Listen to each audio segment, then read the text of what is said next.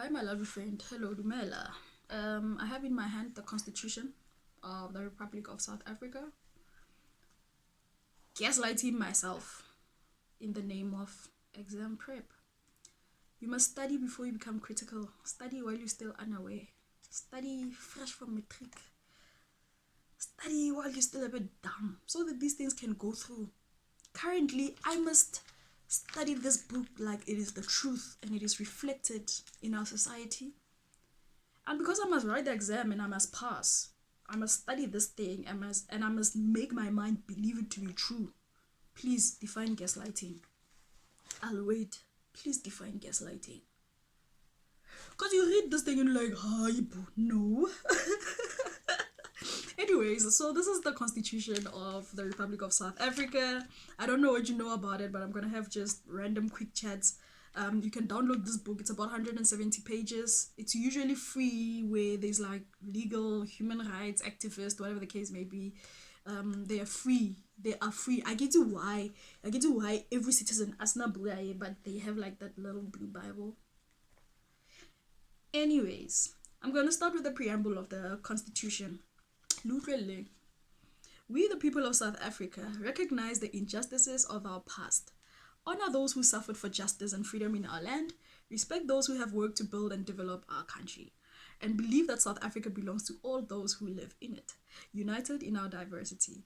We therefore, through our freely elected representatives, adopted this constitution as the supreme law of the Republic, so as to 1. Heal the divisions of the past and establish a society based on democratic values, social justice, and fundamental human rights. 2. Lay the foundations for a democratic and open society in which government is based on the will of people and every citizen is equally protected by law. Height. 3. Improve the quality of life of all citizens and free the potential of each person. What have you seen? Tell me. You must udumele phela gore yes. As a South African, yes.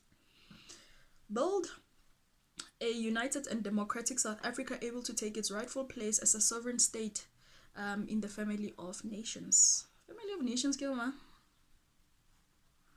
Anyways, may God protect our people. Nkosikeleli Africa morena boloka setšhaba sa etso. God South Africa. God bless South Africa. Mudzimu fatutedza. Afrika. Hosi katekisa Afrika. So that's the preamble of the Constitution. I want to say we received the Constitution, but by we I just mean Black South Africans. Got the Constitution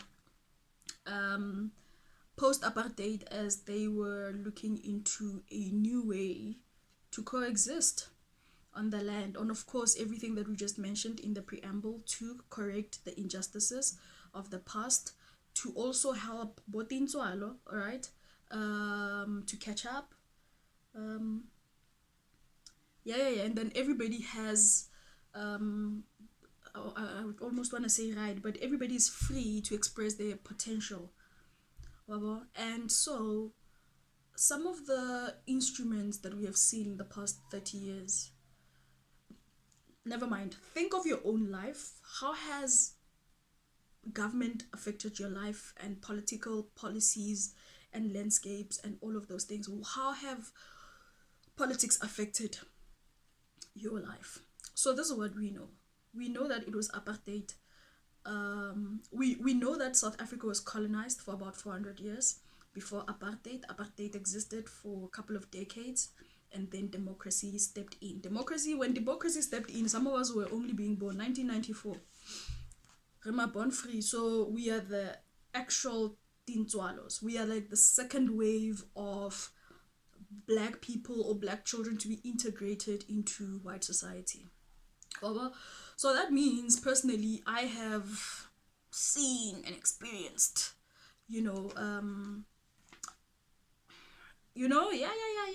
it goes. I mean, second wave, I'll tell you this, by the time I got to grade 8, I went to work school Berser. By the time I got to grade 8, the first group of Black students in that school were only in grade 10. So there were 2 grades ahead of us. So we had no grade 11 and 12 because the first group of black students were only grade 10s, and give one about in grade 8 and then 9 and then 10. So as everybody comes, Bana, they are opening up the school even more. So yeah, there are many stories to experiences of what it means to be a born free young black South African. Today we have a dream, a democratic dream, let's say, where you get to go to school. You could go to a public school where you get the school funds the school fees and teaches the kid, give them some stationery and uniform. I don't know if they give uniform, but they kind of support the basic education. You go through till matric, covered. This is part of I don't even know if I should call it reform. I'll call it reform because the integration must happen. So it's not just a move, you know. So there were like 3 classes, let's say, of black students or black pupils in primary, in a government school, in a Model C school, and then in Afrikaans schools. So some of us went to Afrikaans schools, some of us went to what did I say? English schools, and then some just continued with government. Right, so those are probably part of reparations we are paying back. Things like big business must pay the biggest tax so that it pays, you know, it sustains infrastructure for everybody, for the public, especially blacks, so that they can also get access. And then things like grants, and then even though the grant was probably going to get to, probably still will get to, like, the universal basic income. So check that out, let me know what you think about it. I want to speak about what's contained in the Constitution, just to stimulate your mind. I'm not sure I'm going to go through everything, but if I can just cover the chapters in here, you know. So we have firstly we have the founding provisions. Please also download this book. I don't know if I've mentioned it. It's about 170 pages, so it's not really a lot. You can find it online. It's not hard to find. Probably like go website in your Department of Justice or something like that. Let's start with founding provisions, which is chapter 1. It speaks first of the Republic of South Africa. So the Republic of South Africa is one sovereign democratic state founded on the following values: human dignity, the achievement of equality and advancement of human rights and freedoms, non-racialism and non-sexism, supremacy of the Constitution and the rule of law, cool, universal adult suffrage, a national common voters roll, regular elections, and a multi-party system of democratic government to ensure accountability, responsiveness, and openness. And then the second part, supremacy of the Constitution, right? So it's like we're being introduced to democracy, right? So we know, for example, for the first thing, that we are a republic. What does that mean? We need to look into it. And then we get the Constitution, which becomes the supreme law, right? This Constitution is the supreme law of the Republic, law of conduct inconsistent with it is invalid, and the obligations imposed by it must be fulfilled. So anything regarding law that we want to do, that we want to add, that we want to amend, whatever the case may be, it must always be in line with the Constitution. So this becomes the backbone almost of our democracy, or one of the most important pillars, one of the most important cornerstones of our democracy. All right. And then citizenship. What does it mean to be a South African, right? There is a common South African citizenship. All citizens are: 1, equally entitled to the rights, privileges, and benefits of citizenship, and 2, equally subject to the duties and responsibilities of citizenship, right? Very important that these becomes very clear. What are we talking about? And we will get to it just now. And then 3, on the citizenship, national legislation must provide for the acquisition, loss, and restoration of citizenship, right? I think Department of Home Affairs got that, even though they're doing a shit job, but hey, you know where to go for these things. And then the national anthem. The national anthem of the Republic is determined by the president by proclamation, right? Hello, national anthem. Actually, we learned some of these things, but we didn't know that it was part of the Constitution. I guess it was just made important to us to know what it means to be a South African. Because I remember the content from somewhere in grade like 10 or 9, or even 8, because I'm speaking flags. Draw a flag, and then write like the lyrics of the thingy of the national anthem. And then you'll maybe learn about rights or something like that.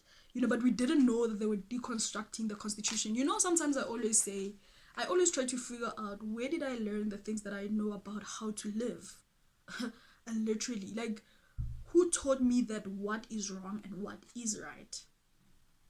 Legally, religiously, morally, ethically, socially, who are teaching us this? Like, you're just constantly being conditioned into assimilating to your environment.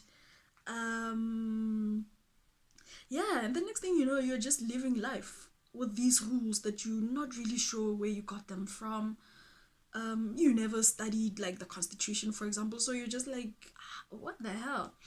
But there are systems in place, and we'll talk about that. To be honest, I actually wanted to make this a series because I think there's a lot of conversation that comes up. There's a lot of ideas, things that you think about randomly, because it stimulates you, right? It speaks to who you are as a South African citizen, as a Black young South African today. I wanted to speak about the success story of a free child today in South Africa. A free child today in South Africa, I would say, is someone who is highly, highly, highly educated. So not a master's or 2 or a PhD, something. Education for you is highly, highly prioritized. We have access now, right? So unfortunately, even though it did say somewhere in the preamble that we are meant to see everyone, we are meant to give everybody the opportunity to explore their potential, and we are meant to improve the quality of life of all citizens, which speaks to the cornerstones of government that we'll speak about later on. So yeah, man, there's a lot to think about. I didn't finish what I was talking about. National anthem, and then the national flag, right? The national flag of the Republic is black, green, gold, white, red, and blue, as described and sketched in Schedule 1, whatever. And then there's languages, right? I'm not going to read the whole thing, but it's just the recognition of our languages. So this is Sepedi, Sotho, Setswana, Siswati, Tshivenda, Xitsonga, Afrikaans, English, isiNdebele, isiXhosa, and isiZulu.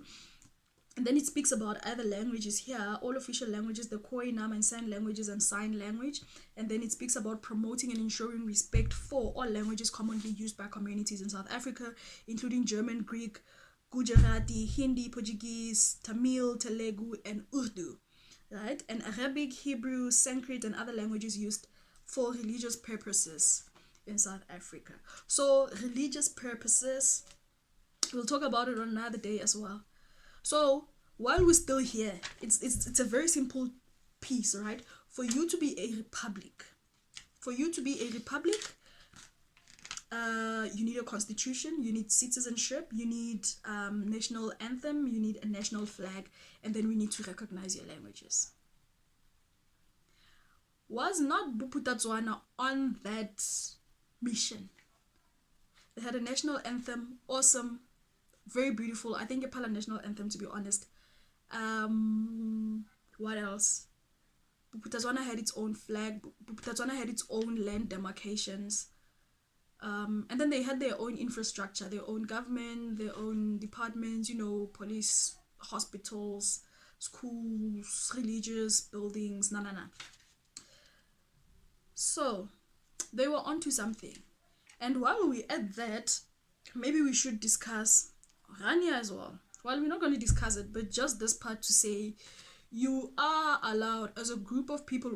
There's an exclusive part yoguti for religious purposes. You can hide so much behind religion, so much behind culture, organize your people, and still be recognized by the South African Constitution. Because like it said, as much as it's going to be accommodating these languages, it's accommodating their ways of lives and making way for them. So now, it is possible, guys. It is possible. Orania has the right to exist. But the black leaders of South Africa, it's up to them to decide if they fight it or they don't. But Oranians, I call them Oranians, they have the right to exist. Do you get what I'm saying? Because wherever they report, I'm sure Butatwana used to report there, and I'm sure Cyril Ramaphosa of South Africa also reports, or the president of South Africa also reports there. I feel like it's like some sort of an affiliation, right? If you want to become part of the club, then you gotta become a republic. I mean, there are so many countries around the world. I think 146, just about. I'm not too sure. Actually embarrassed. I'm not too sure. Between 146 and 162. Please just double check for me.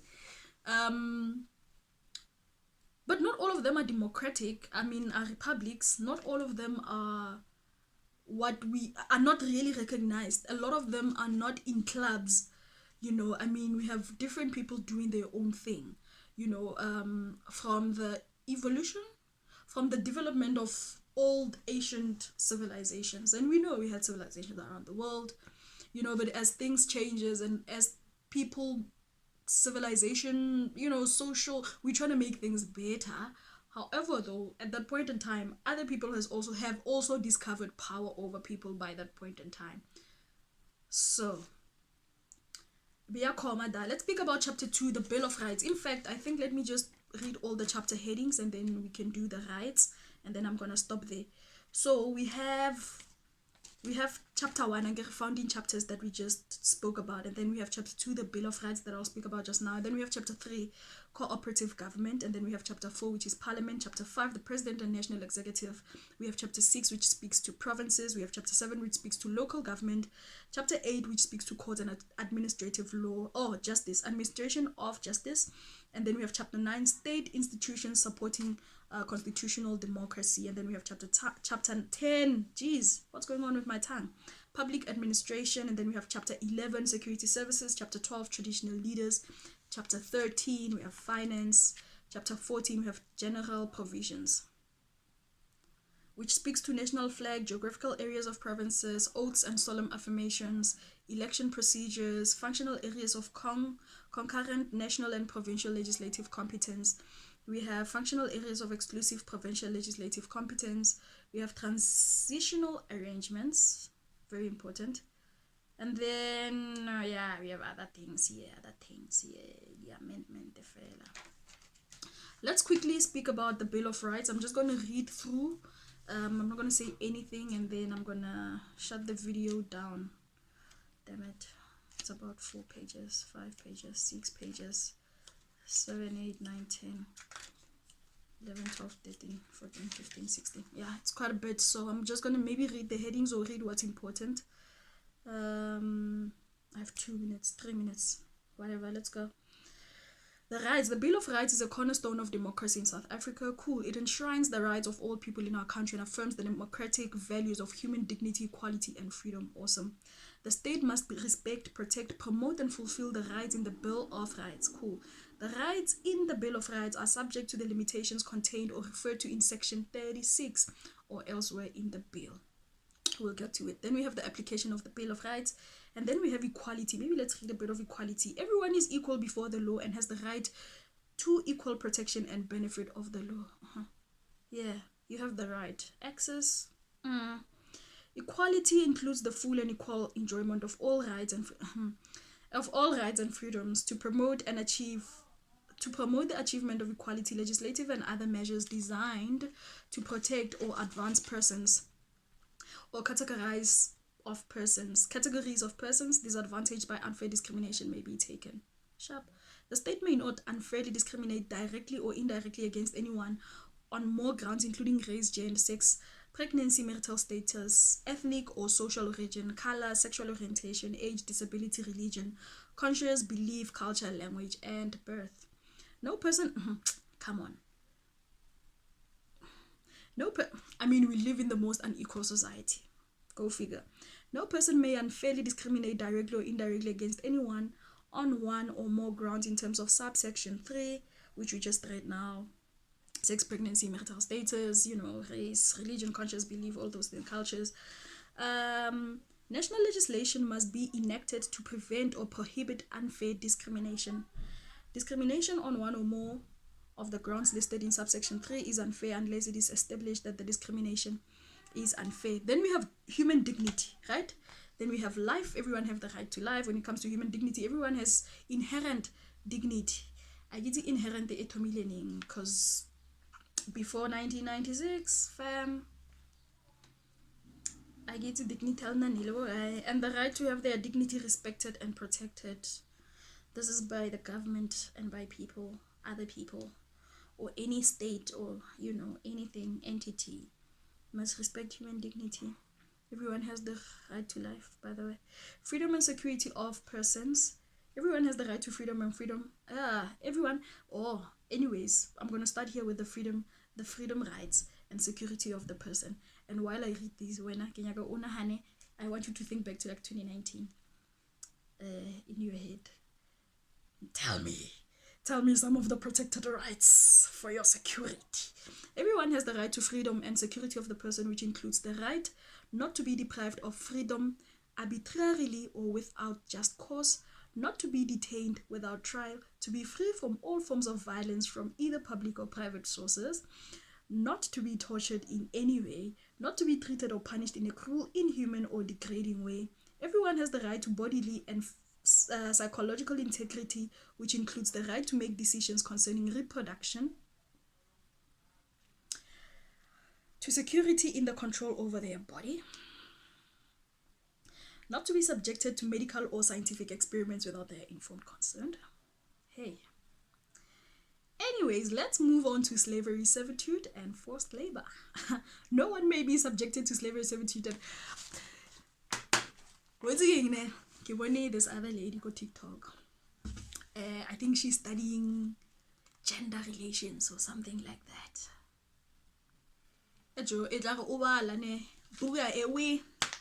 It could be anything, as long as you just feel like, why am I I don't know. I feel like I'm being miseducated because what I'm being told does not reflect in reality. And we know. Fuck. But we want to pass. So we must force it in our head that we have the rights not to be subjected to medical or scientific experiments without their informed consent. Yeah, but today they still want to do research to look into the inflated dying of people since COVID, since vaccinations. People were told only after even getting certificates or pass or whatever vaccination, whatever the fuck, that, oh no, it was trial. Yeah, we really didn't know what. Fam, I have a fucking right. My right has been now stepped over. What now? And that's what we're looking at when we look at things like state capture and corruption. To be honest, those are the two things that should clean up parliament, because these people, in the things that they do, they are elements of crime. These people are stepping on people's rights. We're going to speak about procedures of governments and things like elections, what happens while the procedures. These people, guys. So, yeah. Get this book, fam. Okay, freedom of religion, belief, and opinion. Everyone has the right to freedom. 23. Everyone has the right to freedom of conscious religion, thought, belief, and opinion. Yeah, religious observances may be conducted at state or state-aided institutions, provided that those observances follow rules made by the appropriate. I actually don't want to read this part. Appropriate public authorities. They are no. This section does not prevent legislation recognizing marriages conducted under any tradition or a system of religious, personal, or family law. Here, my daughter. We also need to make a series on marriage, guys, on family law. Yeah, let me just read the headings of the rest of the rights. If you're enjoying this video, let me know, and then I will definitely make more. Yeah, but I do want to deconstruct the whole constitution more than just reading, and then I just want us to have conversations. Yeah, just to be a little bit educated. Freedom of expression, right? Everyone has the right to freedom of expression, which includes freedom of the press and other media, freedom to receive or impart information, or ideas, freedom of artistic creativity, academic freedom and freedom of scientific research. The right in subsection 1 does not extend to propaganda for war, incitement of imminent violence, or advocacy of hatred that is based on race, ethnic. Let me just breathe, okay? Yeah. And then we have the assembly, demonstration, picket, and petition. Everyone has the right peacefully and unarmed to assemble, to demonstrate, to picket, and to present petitions. Petitions and white papers, yeah, if we want to affect the law. And then we have political rights. Every citizen is free to make political choices, which includes the right to form a political party, to participate in activities of or recruit members for political party, and to campaign for a political party or cause. Every citizen has the right to free, fair, and regular elections for any legislative body established in terms of the Constitution. Every adult citizen has the right to vote in elections for any legislative body established in terms of the Constitution, and to do so in secret, and to stand for to stand for public office, and if elected, to hold office. Then we have citizenship. No citizen may be deprived of citizenship. Freedom of movement and residence. Kovivi. Not only on a political right, the freedom of expression. Yeah, but then there are certain conversations you wouldn't have online. Anyway, there is freedom of trade, occupation, and profession. And as I read these rights, guys, so basically you had none of these rights before 1994. That's why our people could not be in business. They couldn't vote. They couldn't open political parties. These were crimes. These were they were punished for it. And we'll maybe speak about criminal law later, but whatever. But people were forced slave namanj. Slavery, servitude, freedom of religion. People didn't have no fucking freedom of religion and belief and opinion.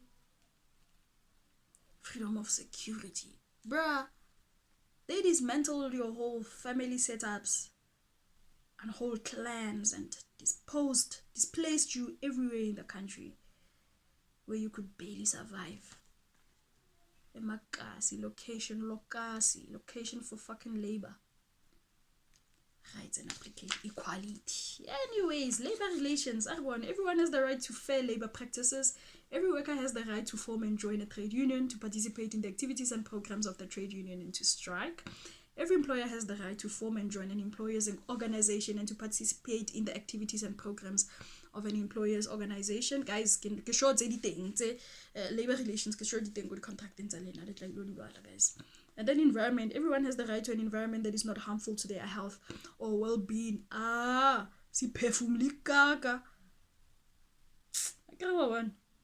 to have the environment protected for the benefit of present and future generations through reasonable legislative and other measures that prevent pollution and ecological degradation, promote conservation and secure ecologically sustainable development and use of natural resources while promoting justifiable economic and social development. It's a fucking circus. And then property. It's a whole page, fam. There are rights on housing, healthcare, food, water, social security, and then there are children's rights. Then we have rights under education, language and culture, cultural, religious, and linguistic communities, access to information. Ooh, everyone has. Guys. No, at this point I cannot read. I need to go take a walk and then come back and read this whole thing. Access to courts. Everyone has the right to have any dispute that can be resolved by application of law decided in a fair public hearing before a court or, where appropriate, another independent and impartial tribunal or forum. And then arrested, detained, and accused persons. It's almost 2 pages, this one. Everyone who is arrested is allegedly committing an offense has the right to remain silent. There's also like a list of offenses that you can find, I think, on the South African Police Services website, Schedule 1 to Schedule, I think it's, I don't know, but like the intense stuff. To be informed promptly of the right to remain silent and of the consequences of not remaining silent, not to be compared to, hey guys, download this book. I've been at 30 minutes now. Limitation of rights, and then we have states of emergency,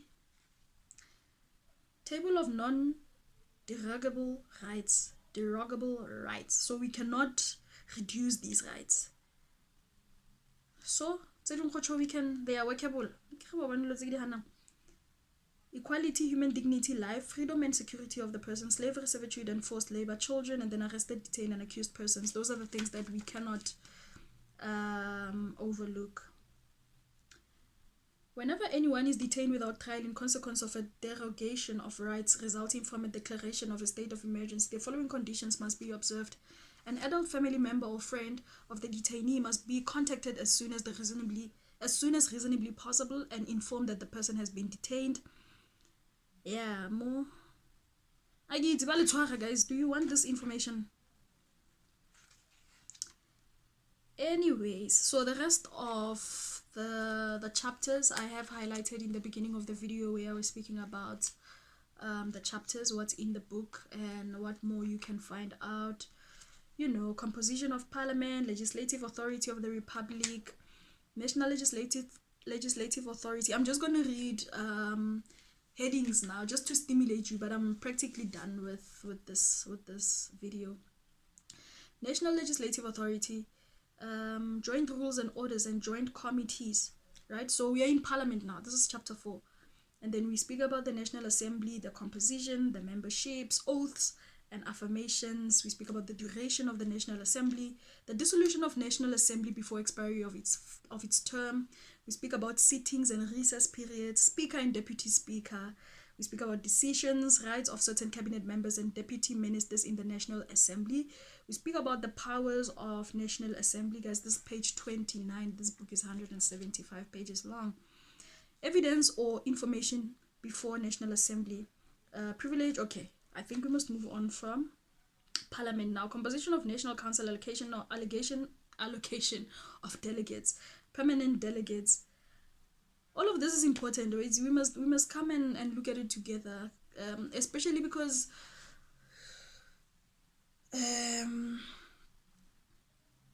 post-elections results. You know, we have a new setup in the Parliament, different voices, different people. 70 people are out. 70 people, ANC members are out, members of parliament are out. So powers of National Council.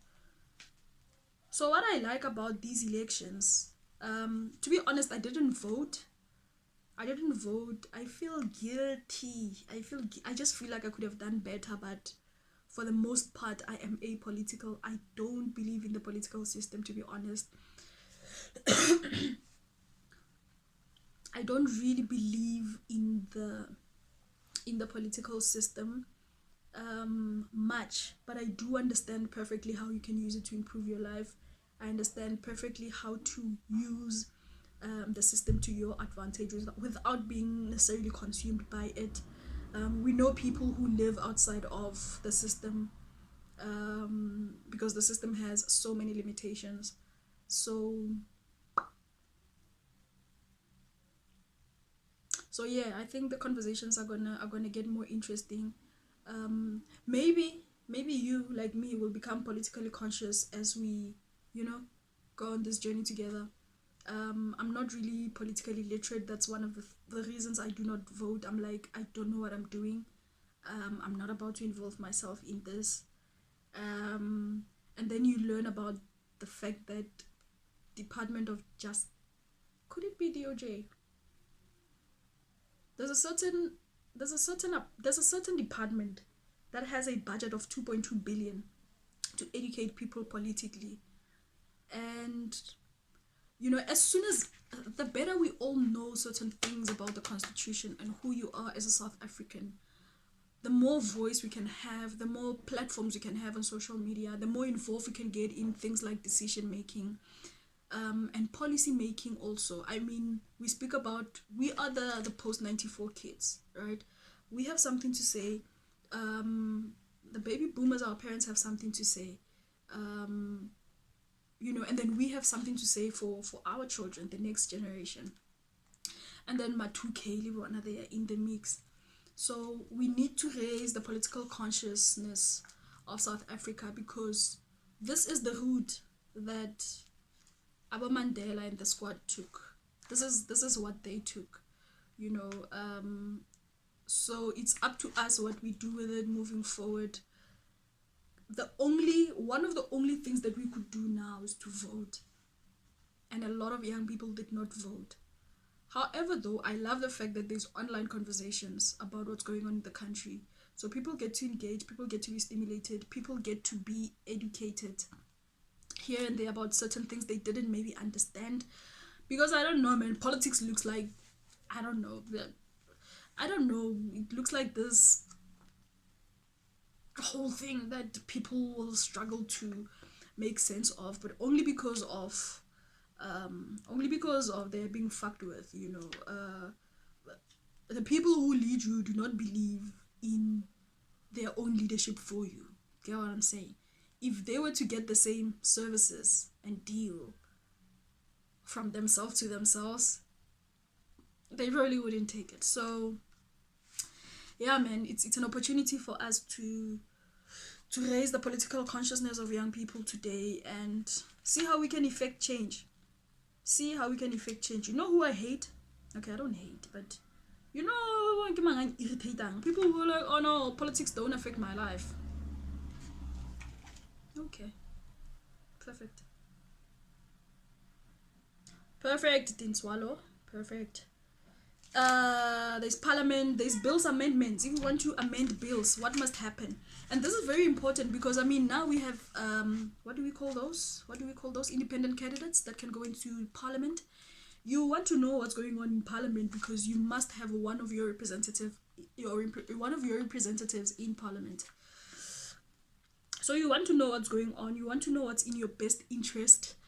For example, I personally always think ukuthi young black farmers don't have platforms much, and if they did, it would be interesting to have access to like ministers and other politicians to come and tell us about the things that affect us directly as young business people, as young farmers, as young female, whatever, particularly for that platform. I'm speaking particularly for agriculture, right? Wouldn't it be nice to see someone in the agri space sitting with Minister of Agriculture speaking about fucking seed banks? Speaking about indigenous seeds? Speaking about these are all flashy names, to catch whatever it is attention, regenerative agriculture, organic produce. I've posted all my thoughts about all of these things. Y'all know where I stand. But yeah, wouldn't it be nice to have someone sit and have a conversation? We are speaking about black and white, fixing injustices. We are speaking about access to land for young people so that it's easier for them to get started. We're speaking about the support. We're speaking about building local food systems that are sustained by young black farmers. Those are the conversations we should be hearing. We should be listening to what are the opportunities and how do we align ourselves. We should be speaking about the red tapes, the fucking red tapes. Yesterday, I was watching we all see these random short videos on social media, TikTok and Facebook, where, I don't know, Indians, Pakistanians, I don't know, those guys. But my friend, making food in very unhygienic spaces, right? We know it. They make ice cream, popcorn. They make everything.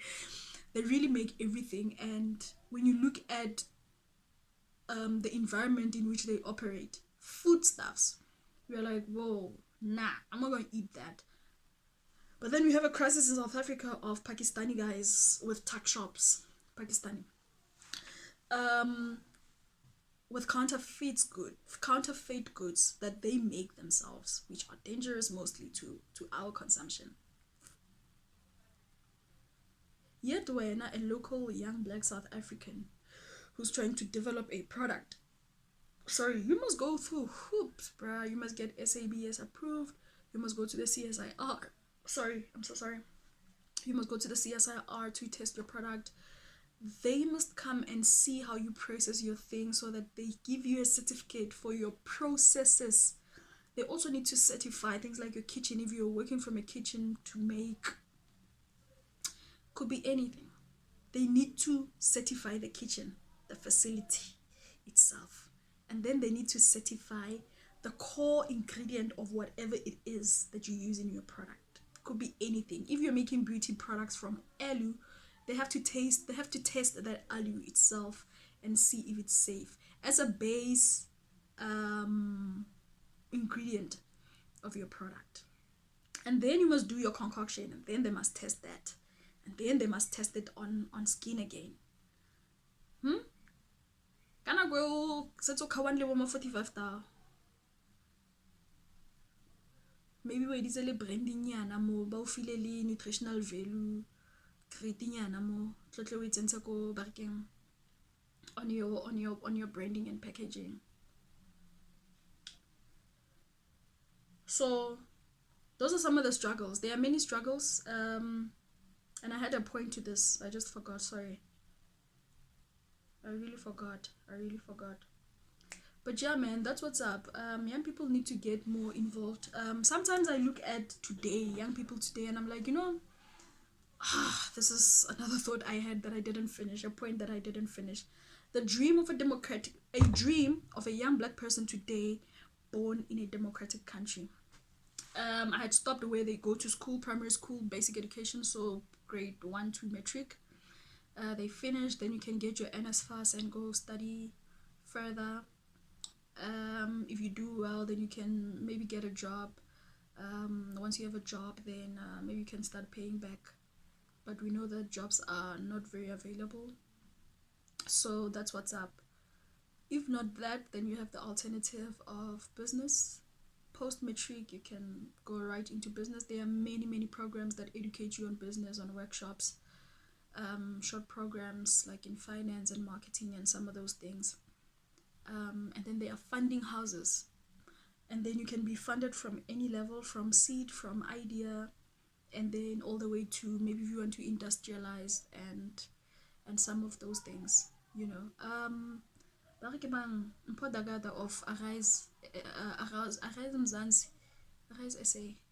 Arise Mzansi. He said that the economy is set up in a way that a young black person today cannot build a business that's more than 100 million in value. So there are ways that you will be suppressed, which means we cannot even freely build our own wealth. Constitutionally, will like a free trade. Hey, there's a money bill here. Hey, privileges, assent to bills, applications of members to constitutional court.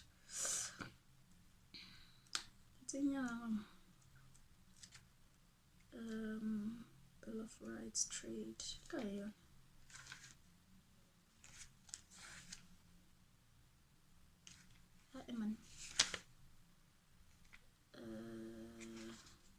Freedom of it's very short. Every citizen has the right to choose their trade, occupation, or profession freely. The practice of a trade, occupation, or profession may be regulated by law. And then it speaks to labor relations.